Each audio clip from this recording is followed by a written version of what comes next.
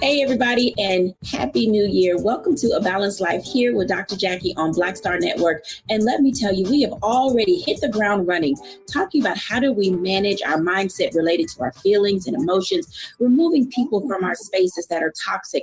But today we're going to talk about our money mindset and our relationship with dollars and cents. I know. You don't even have to say it. It is difficult sometimes to talk about how we deal with money in our relationship with money because we have all of these self-limiting beliefs, these things that we've been taught over the years about what to do with it, what not to do with it, who to loan it to, where to get it from. But today we are joined by some amazing people who are going to help us figure out how to set priorities, how to set goals and benchmarks, and how to stay disciplined throughout the year as it relates to money. Today, we are joined by Stacey Owens, Pastor J.T. Johnson, Dr. Tierney, and we have two special guests.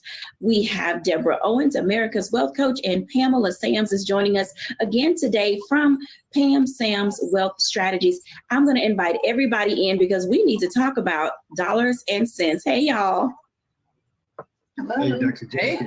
Let me tell you, money in the new year, money at the beginning of the month, money at any time we don't have enough of it, has this way of causing us to literally lose our mind. I want to start off by just asking each of you, tell me about your relationship with money.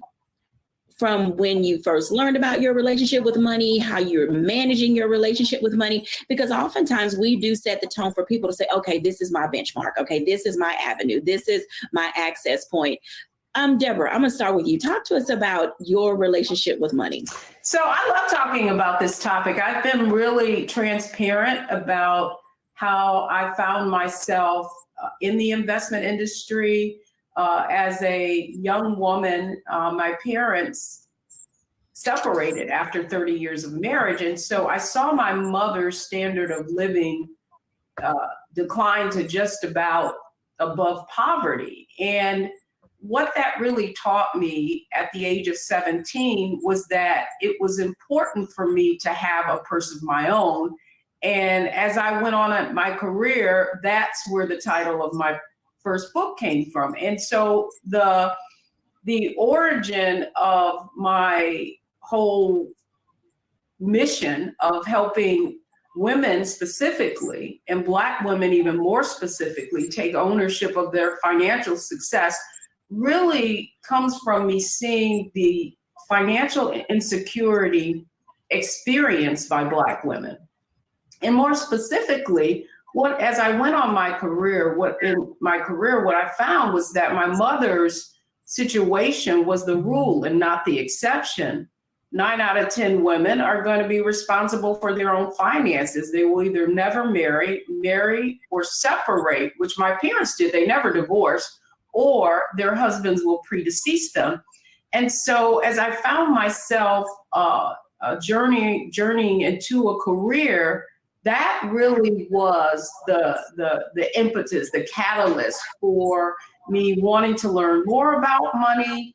And then what I found when I was actually climbing the ranks of corporate America in the investment industry was that what we are taught about how to really achieve financial independence and achieve a status of wealth, which is when your money's working for you and you no longer have to, is not taught in our traditional or formal education. We learn that type of skill, it's inherited.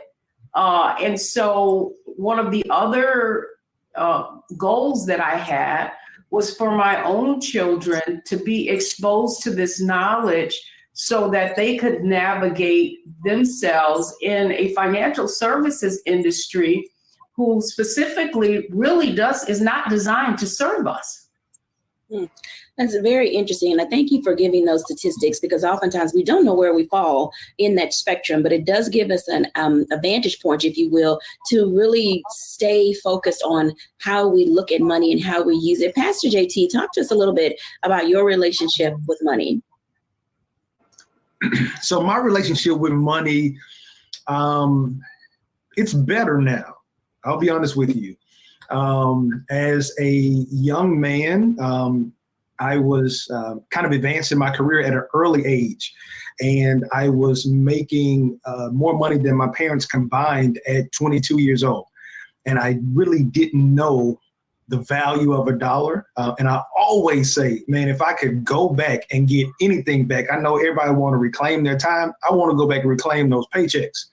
And because now with the knowledge that I have, I would make more wise financial decisions.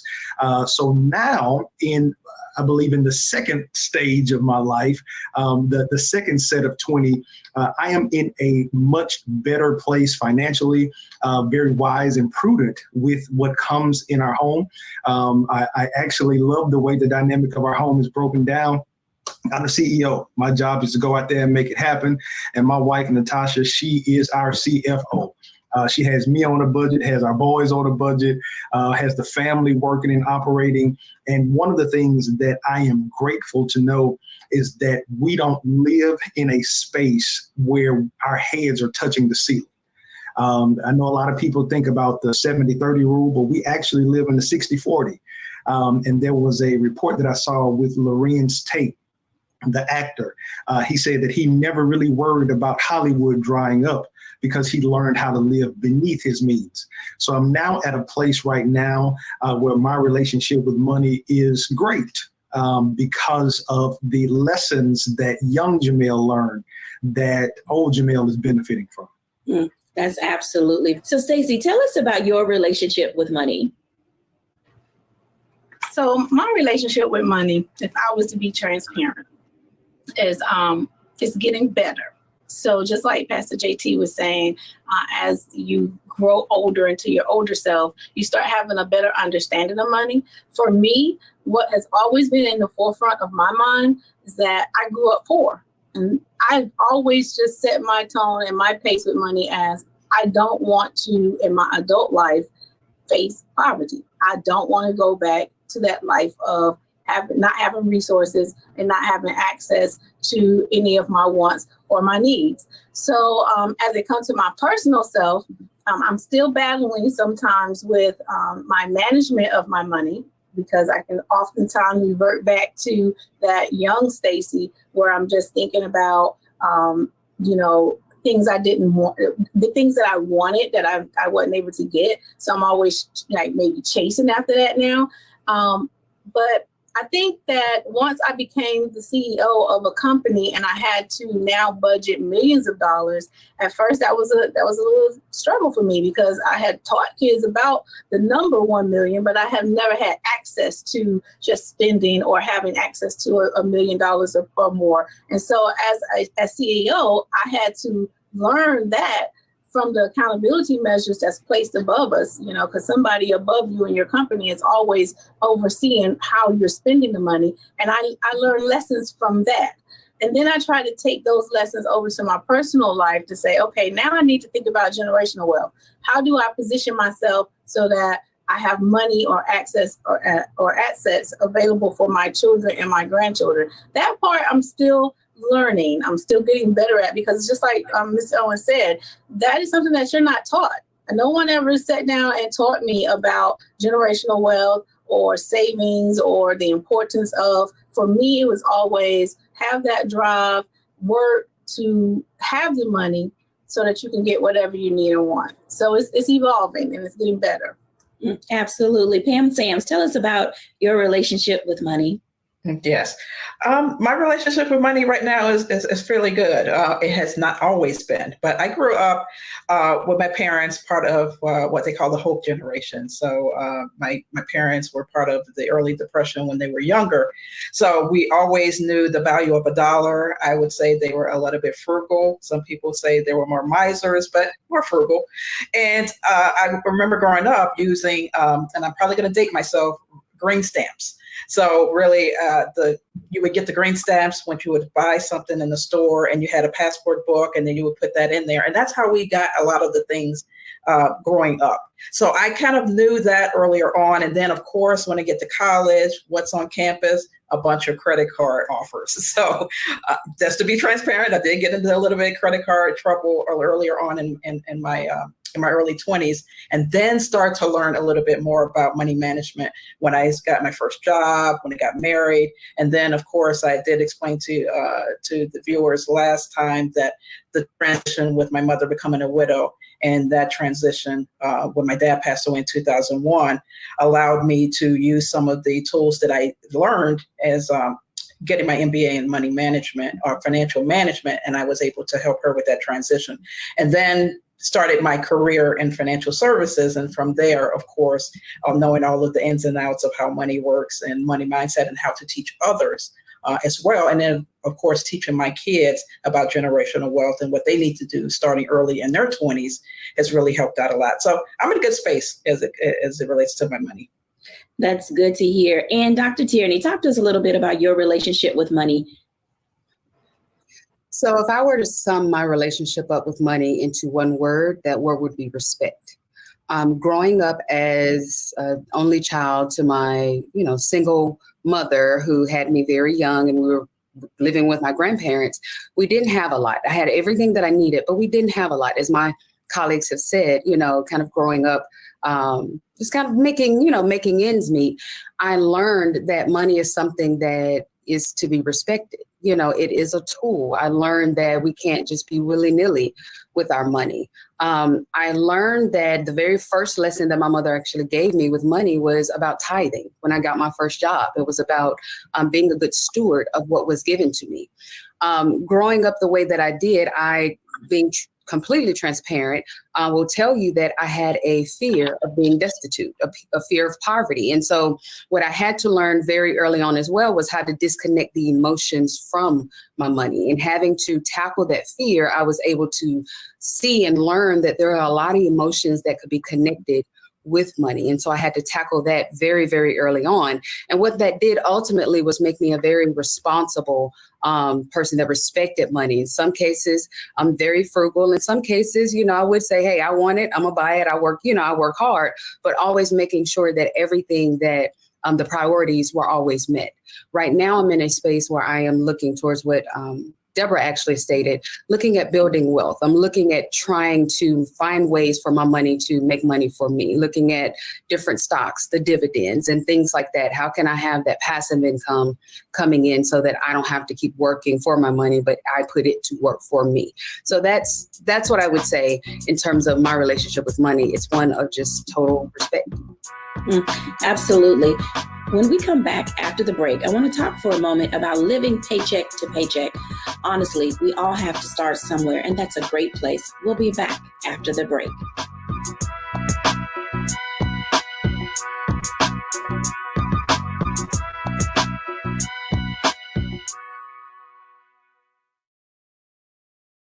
Black Star Network is here. Oh, no punch! I'm real revolutionary right now. Thank you for being the voice of Black America. All momentum we have now, we have to keep this going. The video looks phenomenal. See, there's a difference between Black Star Network and Black-owned media and something like CNN. You can't be Black-owned media and be scared. It's time to be smart. Bring your eyeballs home. You dig?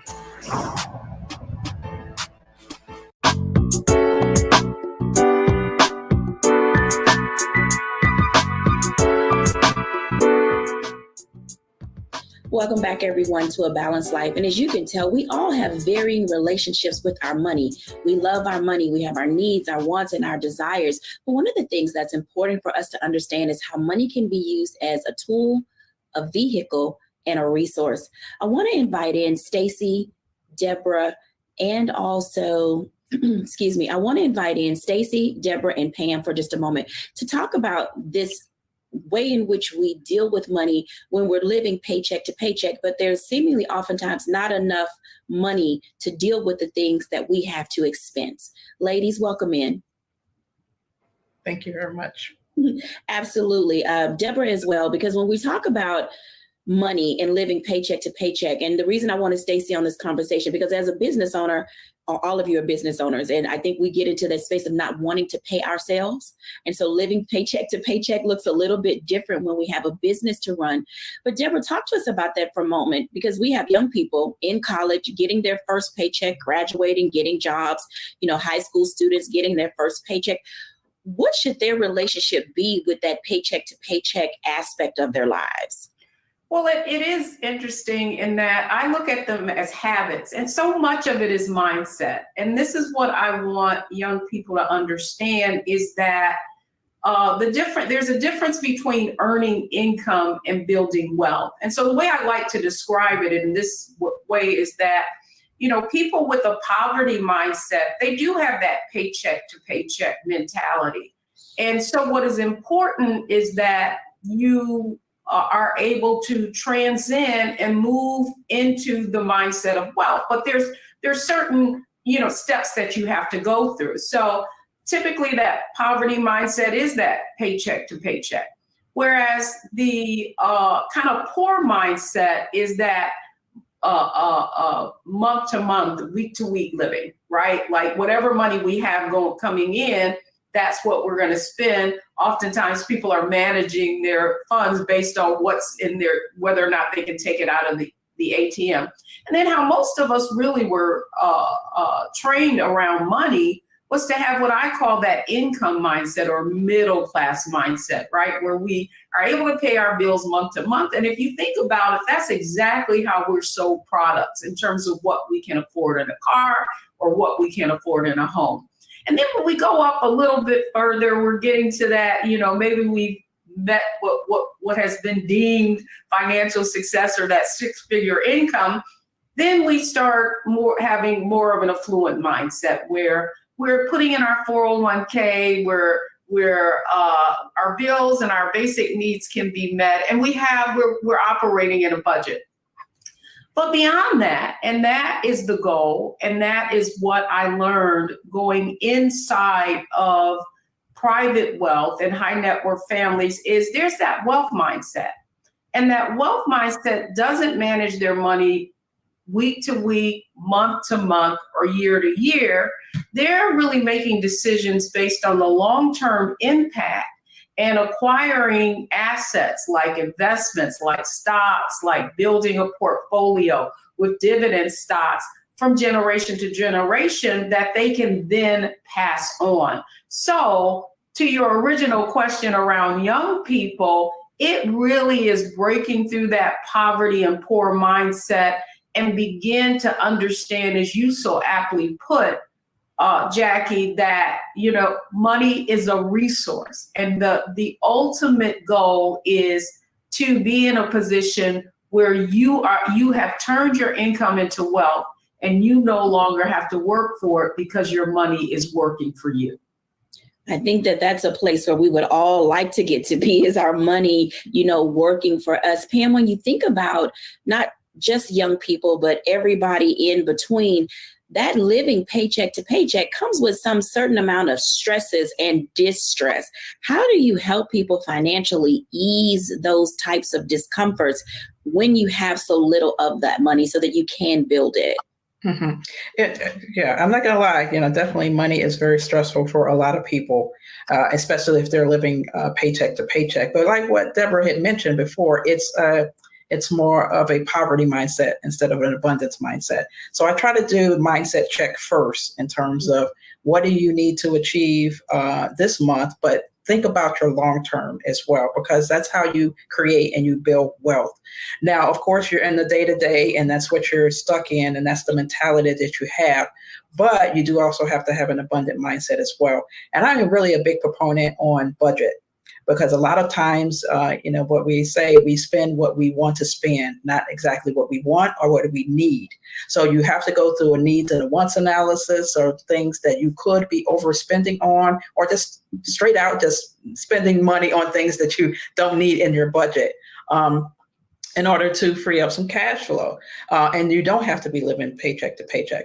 Or you can decide also how to develop a passive income. You have your regular income base that you're working on a 9-to-5, but there's so much gig work, there's consulting, there's a lot of different things that people can do to bring in a little bit extra income to grow wealth as well. So you don't have to be stuck in terms of living the paycheck to paycheck mentality. People have what I call a financial thermostat. They only think they can earn a certain amount, or they only think they can accumulate a certain amount. And you do have to break that cycle when I speak with my clients, to make sure they overcome that and become more in an abundance mindset. So they're really not focused on, I have more month than money. Really, how do I achieve the goals that I need to with the money that I have? And am I overspending on certain categories that I need to do in order to make sure everything is going to work out in the long run? Absolutely. Discovering how to balance those things oftentimes can be tricky. And Stacey, I definitely wanted you in this conversation right now because you're balancing two things. You have your business and you have your personal. How do you, in many ways, when you're looking at cash flow and income from parents paying and this, that, and the other, make those decisions so that you're not living from, month to month. And I won't say for you paycheck to paycheck, but oftentimes it's, can parents pay for their child's tuition or can they not pay? And making those things necessary in order for your schools to run. Because we forget sometimes that when we're running a business, there's a lot of emotion attached to the services that we provide, in addition to making sure that all of the money is going in the proper directions. I think I want to take that from a slightly different perspective. I'm not going to go from the parent perspective. Let me go from the teacher perspective first, since you were just talking about how young people. Every day I see school teachers, even in my building and other facilities as well, who have what I coined TED time of the month. TED time is the teaching emotional dive, which means around the first of the month when you get paid, because majority of our teachers get paid once a month. So at the beginning of the month when you get paid, you see their emotions are high. They're happy. They're eating out more. You see the DoorDash deliveries coming. They're interacting with the students in a great way. And then around about the 10th of the month, 15th of the month, now you've paid your bills. Your money's a little low and you still got about 2 more weeks to go before you get paid again. And the last 2 weeks of the month, depending upon those teachers who haven't planned well, you start seeing, they're a little bit, their patience are running thin with the kids. Their emotions have taken a deep dive because now we're starting to stress about, do I have enough gas to get to work? Do I have, enough money to, provide my lunch? Now you're seeing the lounge and the refrigerator is filled with lunch boxes because now you're bringing lunch. And the money is attached to those emotional beings because they're happier when we have the money, sadder and a little frustrated when the money is low. And we had to come in and say, let's take a look at that. Like, I'm not even in a position to be managing someone's money for them, but I had to have lots of conversations with my staff to say, let's just look through your budget. Let's look through what are you doing with your funds, because 30 days is a long time to go when you have to pay all of your bills, and then still have to live off of whatever is left. So are you living within your means? Is there places that you can, make any adjustments to what you're spending for the month? And especially after the holidays, because now they have to wait 6 weeks to get paid. And I give a pretense at the beginning in December when I pay my folks, I'll be like, okay, guys, y'all know you got 6 weeks to go before you get paid again, right? So what are we going to do? Let's plan for that ahead of time so that we don't find ourselves, struggling and in that bad space. And we also taught our teachers how to use their gifts and talents. Like, can you tutor in additional to that? And that's a very even thin conversation to have because they work so hard. And a lot across the world, people are saying, well, teachers shouldn't have to go do other jobs and do other things to supplement their income.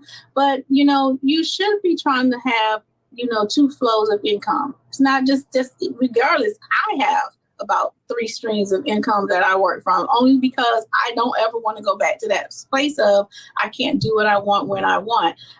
So yeah, I think from a parent perspective, my parents don't have to pay to attend school, but you do feel their pains when they're not managing their money correctly. And I deal with an impoverished population. So a lot of my parents would come with that poverty mindset when it's surrounding money. That's why I wanted to go from that teacher aspect, because you do have to learn how to go from the poor mindset to the middle class mindset to the wealth mindset. It definitely is a mindset.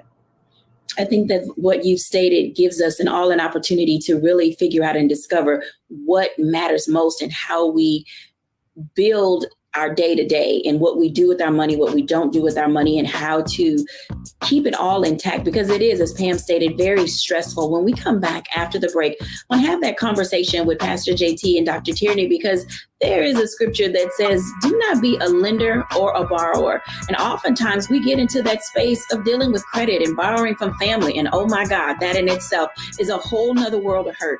When we're back after the break.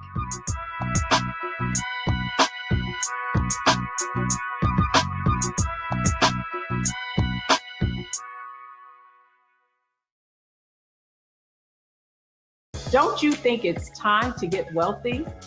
I'm Deborah Owens, America's Wealth Coach, and my new show on the Black Star Network focuses on the things your financial advisor or bank isn't telling you. So watch Get Wealthy on the Black Star Network.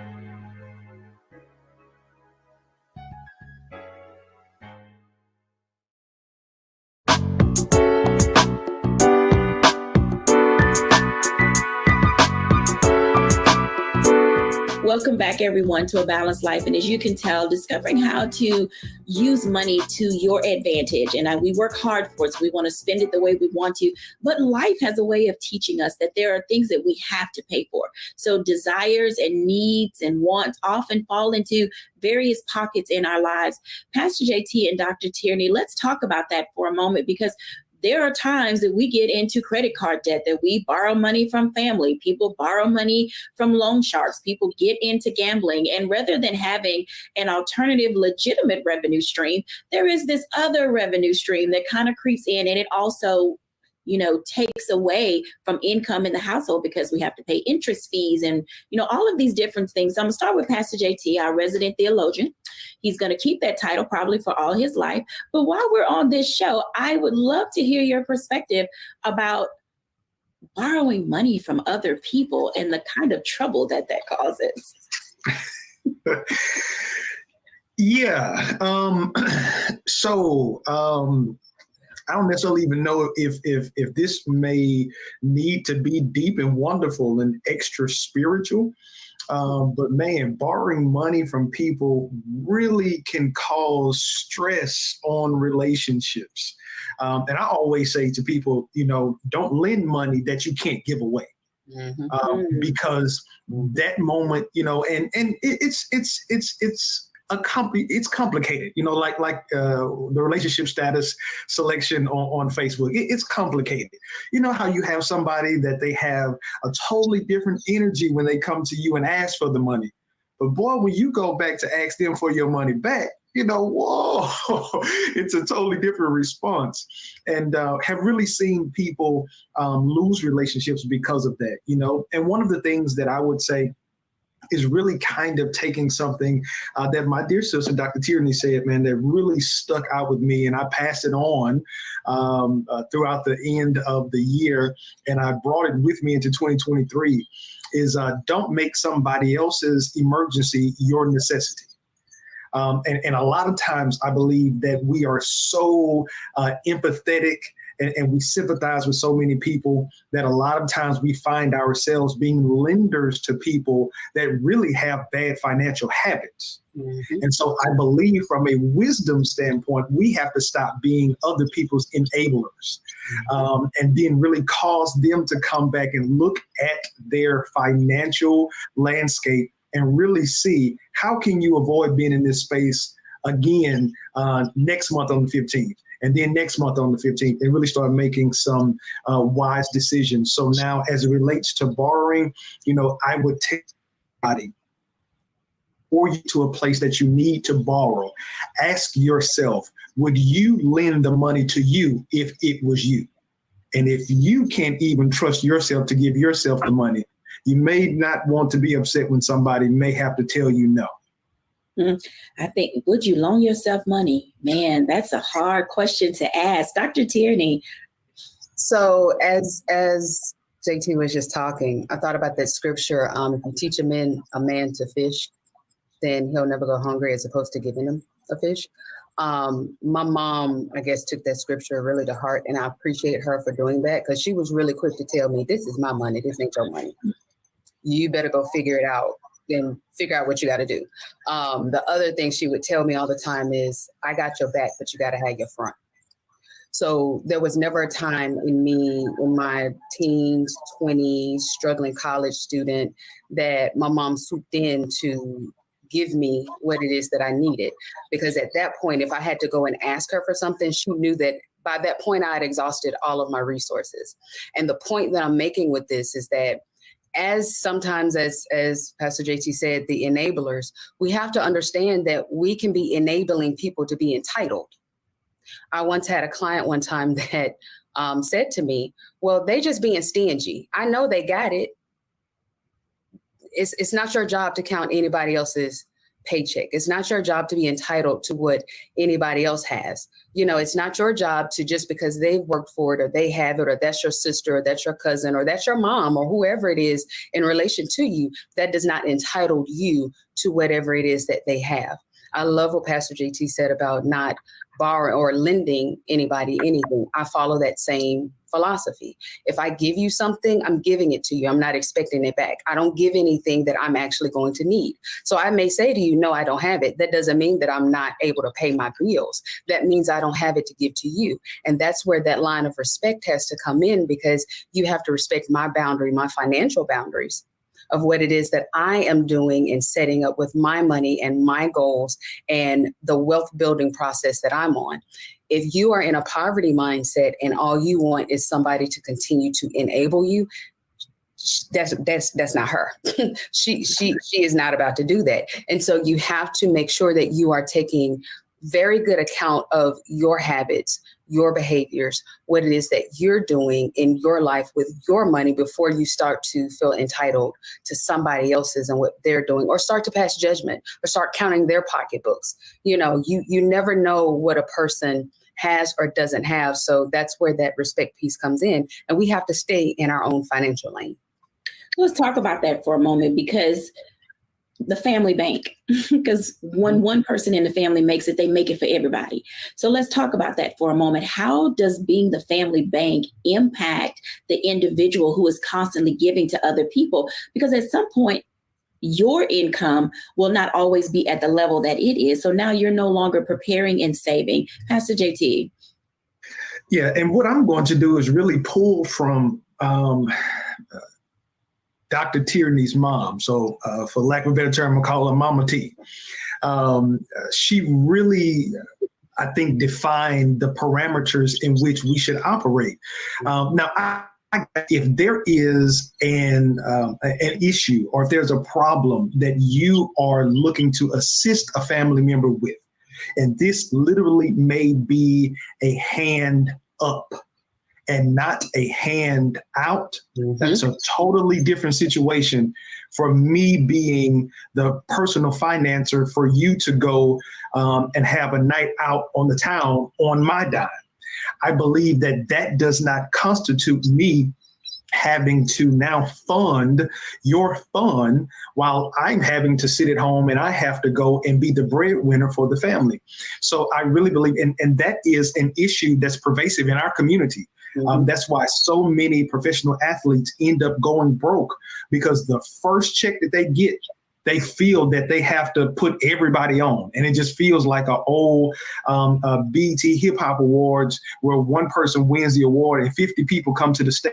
And that's the mentality that a lot of people have adapted. But I believe that if we go in believing that if I am going to be a help to my brother or a help to my sister, literally and maybe figuratively, and help them out of a situation versus being a person that's always having, as Ms. Owens said, your purse open and everybody always has access to your purse, because there's going to come a time when that purse is going to end up being empty. And you have, and I keep leaving with these questions, but you have to ask yourself the question, can the person that I have literally given all of the contents of my purse to come back and be the person that can replenish what they took out?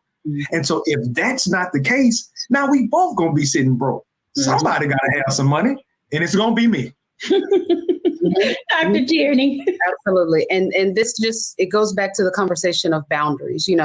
We cannot expect, if we have a family member that is well off and does well for themselves, we can't expect that they're just going to give us a handout. That's actually, as I see it, an opportunity, as Pastor JT said, for a hand up. If you want to start a business, hey, give me, $10,000. I want to start this business. Okay, let me see your business plan. Let me see your structure. Let me see, the partners. Let me see the vendors that you're going to be working with. Approach me just as you would a bank. Just because I'm your cousin, sister, friend, approach me just like you would to the bank. You wouldn't go up there to Bank of America and just say, hey, give me $10,000 and expect them to give it to you. And so that's where the person that has the money has to set the boundaries and not be afraid that, oh my God, they're not going to like me. Oh my God, they're going to be upset with me. I won't be invited to the family picnic. If that is the grounds for which you get kicked out of the family, then we have a bigger conversation than just a financial conversation, And so that's where that person has to stand on their own too and say, you know what, I'm actually going to help you. Even if you feel like I'm hurting you or being selfish, I'm actually helping you. And I'm doing this in love, because high tide raises all boats.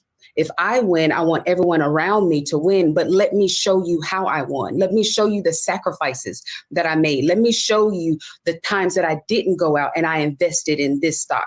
Or let me show you the times that I put this money to the side that y'all didn't know about as to why I was bringing my lunch. Let me show you that, because I sincerely want you to win. And for me to help you to win, it means that I might have to tell you no and not give you this money. Absolutely. When we come back after the break, we're going to talk about a mindset check. We'll be back in a moment.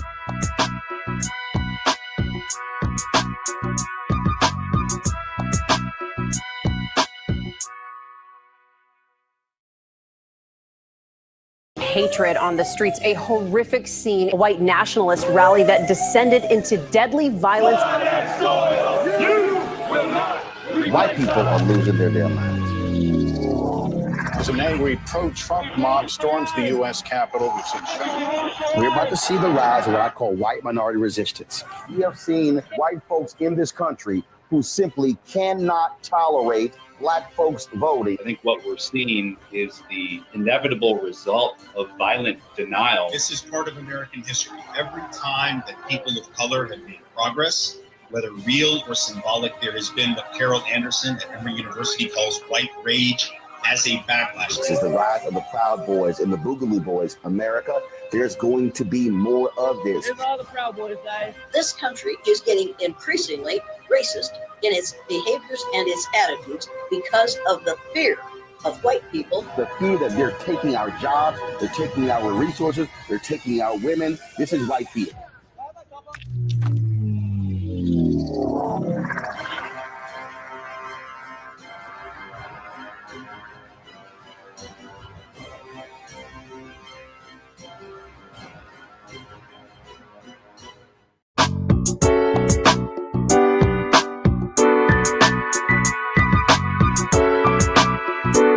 Welcome back, everyone, to A Balanced Life. And as you can tell, sometimes we overextend ourselves and overspend, and then we become overwhelmed. I want to invite everyone in because we need to have this conversation about how do we help people do a mindset check when it relates to money. My money, your money, and everybody else's money. We have to figure out how we can make this pot of whatever is available to us work for everybody, because one person shouldn't be the breadwinner. One person should not be the family bank.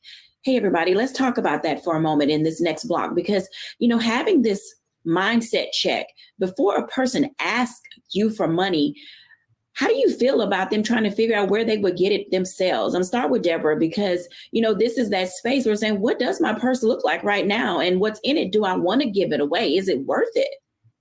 Well, I love this topic. Every quarter or so in Wealthy You, what we do is our challenges. And so we have a 5-day challenge, and it really is about cleaning out your purse and cleaning out your wallet. And the challenge is designed for you to get into the right mindset. But the truth is you cannot change what you will not acknowledge. And so the first thing we do is we talk about the difference between a poverty mindset and a wealth mindset, and help people really do an assessment around what is your mindset. But the second day is the most important of all. And that's when we do a financial makeover, where we actually have you go look at 3 bank statements and look at where your money is going and whether or not that money is serving you. Quite often, we have everything we need to be everything we need to be. It's simply that we're not managing our resources. So it's not about resources in many, many cases. It's resourcefulness. And that's why I so appreciate what the Ariel is doing. I'm sorry, not Ariel, but the teacher who is Stacy, who is managing this school. I love going into companies and really helping them feed their employees with the knowledge that they need so that they can better manage their resources. So that's what it's about. It really is about, if you can't manage what you already have, if you get more money, Biggie said it right, more money, more problems. More money, more problems. Pam Sams. Yeah, and just like what Deborah had mentioned, it's you have to transition into an abundance mindset. As I mentioned a little bit earlier, is that we tend to have what I call a financial thermostat. If you're going to earn the same amount of money, that's why a lot of lottery winners, once they win money, they reset back to where they were before because they never had it before. So you have to make the adjustment, and you do have to do the assessment, as Deborah had mentioned. I do at the end of each year for my clients, I tell them to fill out a financial report card. How did you do for the year? Give yourself a grade, A through F. Hopefully it's not on the F end. Hopefully it's closer to A. But if it's closer to the end of the spectrum, the D's and the F's, what do you need to be doing differently this year? Take an assessment of where you are and where you want to be, and then write out a game plan on how you're going to get there. That's the key, is really acknowledge where you are. If you want to do, you can't do the same thing that you have been doing to get to a different spot. You got to do something different. And so you need to put down what you want to achieve, how you're going to do it, put your goals in place, and then you get to it from there. But you do have to change your mindset to, if you're going to do something different, if you want something different, you got to do something different. Absolutely. Stacey Owens. I would say, again, I'm not the financial guru, so I like to work on the whole personal self. So let's figure out, do you have a growth mindset or a fixed mindset? So whatever job you're in, whatever career you're facing, are you content with where you are right now? And if you're not content with your spending or content with the abundance that you are attracting to you, then let's think about what's your 5-year plan? What's your 3-year plan? What's your plan for tomorrow? And usually when I find that we're dealing with people who haven't even thought about what they want to do next, or how they can improve, or how they can change, or how they can attract anything else, that's when I start helping them to see that, okay, well, right now you're in a fixed mindset. And as long as you're there, you're going to stay there. So now what are some things you can do to help change your mindset to growth? How can you improve? What else can you bring to add value to your personal self that will transcend over to your financial self? Absolutely. Pastor JT. You know what? I will be honest with you and tell you that what Pam and Ms. Owens and even what Stacey said has been spot on. So since I am the resident theologian, I'll go scripture right here. Paul said this. He said, there's one thing that I do. I'm forgetting what is behind me, and I press forward towards the goal. I think from a practical standpoint, the first thing that you have to do is you have to start, just as Ms. Owen said, you got to identify those financial habits that you have really practiced that haven't gotten you where you want to be. And then forget those. Stop doing it. Establish the goal of what the new you looks like. See that as a reality, and now let that be the one thing that you do.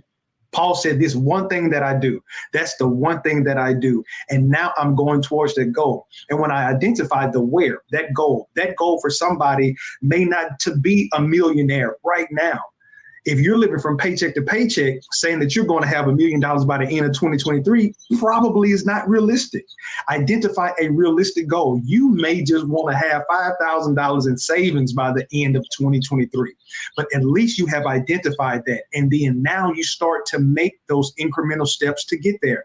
You start changing what you're doing. You start changing what you're listening to. Maybe start listening to some podcasts that's talking about money and wealth and money management. Start living on a budget. Stop living from paycheck to paycheck, or stop living with the lottery mentality that every time you get a paycheck, ching, ching, we going balling. Put them crab legs up and go and make some peanut butter and jelly sandwiches until you get to a space to where you're able to see your money. Absolutely. I think that was so well stated and with such passion and fervor. Dr. Tierney. Y'all better put those crab legs up And get that peanut butter and jelly. It tickle me. So I wanna back it up a bit because we're talking about things like setting goals. We're talking about things like making a budget. We're talking about things like setting a financial plan. But if you are just kind of coming off the couch, if you will, in the financial aspect, all of those things might seem very daunting to you. Oftentimes we repeat the patterns and behaviors of our parents. So likely you're repeating the financial habits and patterns that you saw, your parents do. And more often than not, the people that are around you have similar same financial patterns and habits. So the thing that I would say is get around some people that are doing what it is that you ultimately want to do.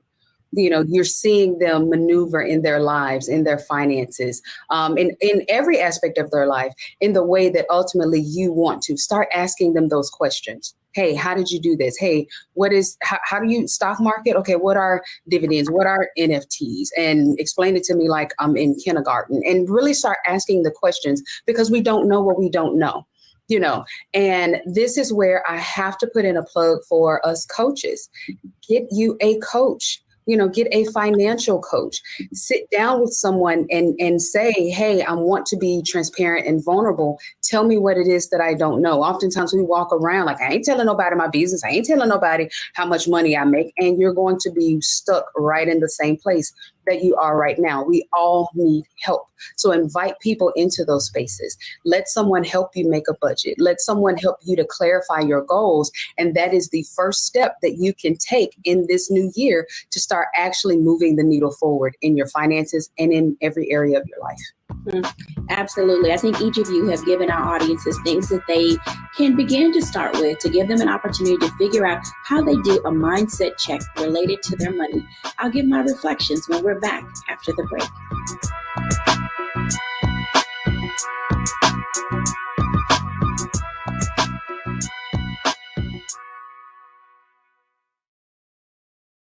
Hatred on the streets, a horrific scene, a white nationalist rally that descended into deadly violence. White people are losing their damn minds.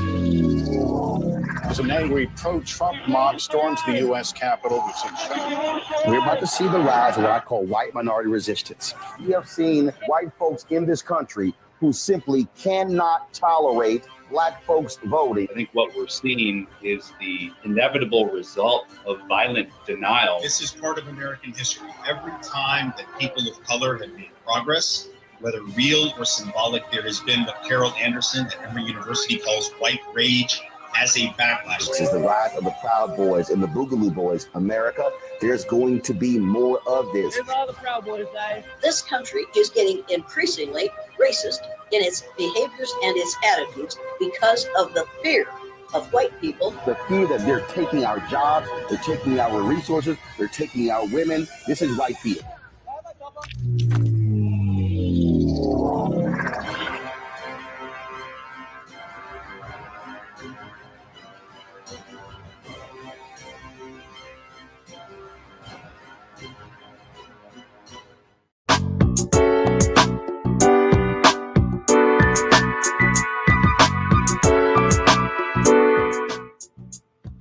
Welcome back, everyone, to A Balanced Life. And as you can tell, learning how to manage your money begins with you.